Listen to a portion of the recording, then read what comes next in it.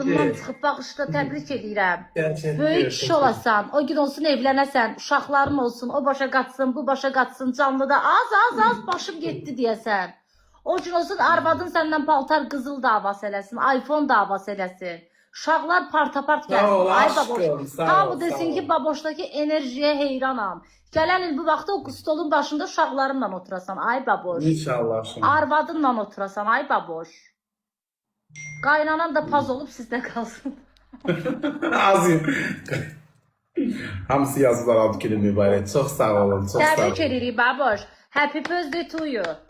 Askerler çardağımın altında oluyor. Onu da açacağım canlını. İndi taşı Happy 12'ni keçdə birthday. Arzulayıram sənə. Allah ruzunu həmişə başından. Çok sevindim ha.